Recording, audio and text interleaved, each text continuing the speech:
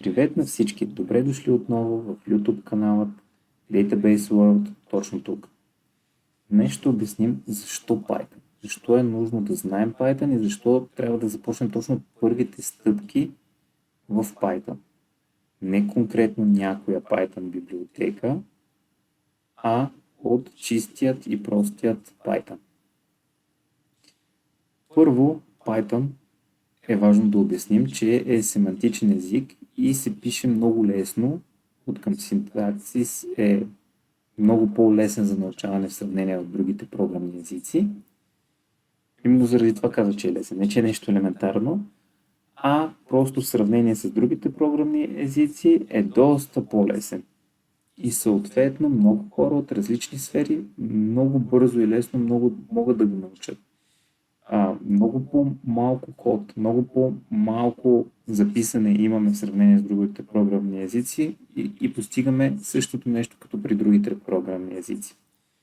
Както споменах, той е семантичен програмен език и буквално се изписва и структурира както едно съчинение, както е един стих.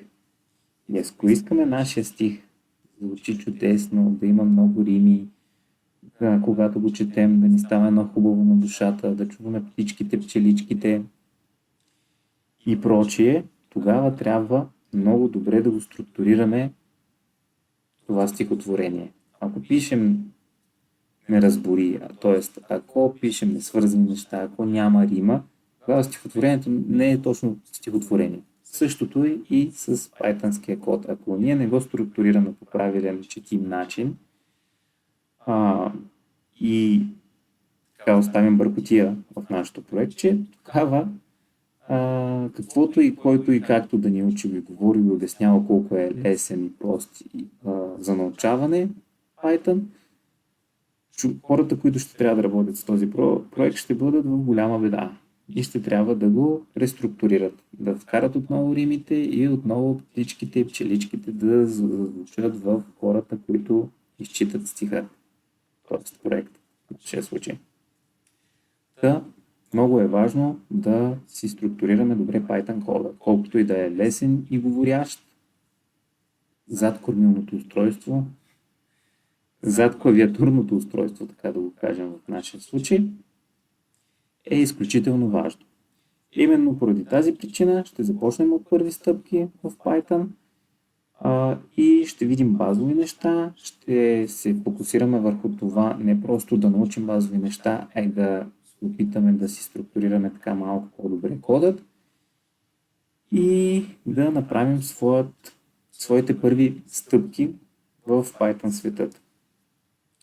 Освен, че е лесен за научаване, Python, той може да бъде използван за всичко буквално. Може да бъде използван за създаване на програма от начало до край. Както се казва на английски end-to-end. Тоест можем да създадем и backend частта на програмата и логиката, която взима, обработва всички данни, независимо дали е някаква дейта платформа, т.е. място, в което искаме да обработим нашите данни. Да речем, аз съм участвал в много проекти, в които ние сме създавали дейта платформите, не сме плащали за готова дейта платформа и просто да вържем нашите данни, да направим някакви хубави репорти, предикшени и бизнеса да гледа едни прекрасни числа и да взима решения на базата на тези репорти. Аз сме създавали всичко от нулата.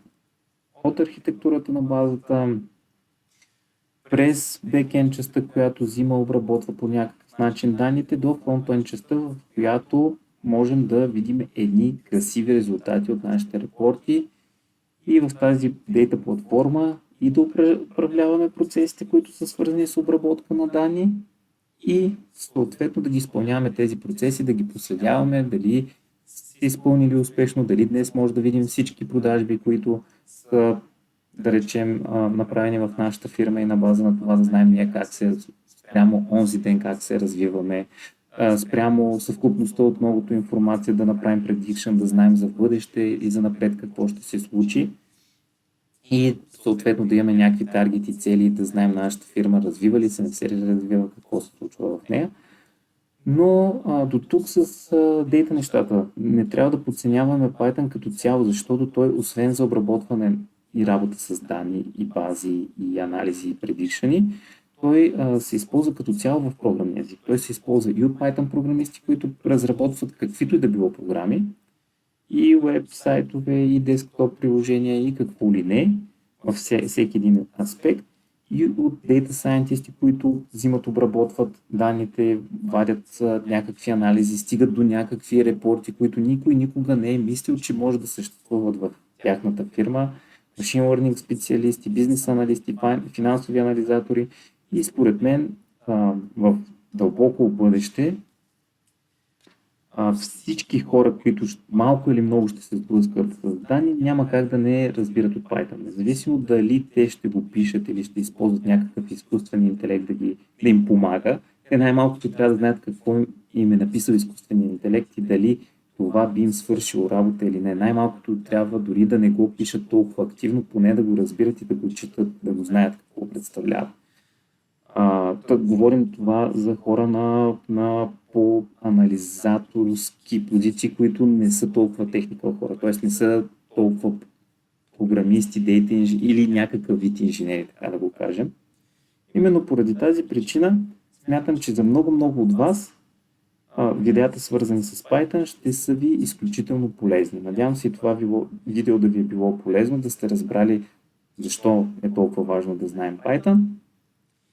И нека се видим в следващите видеа, свързани с Python. Ако това видео ви е харесало, както и всички, които сте гледали, станете част от канала, кликнете на камбанката, за да знаете кога има следващото интересно видео.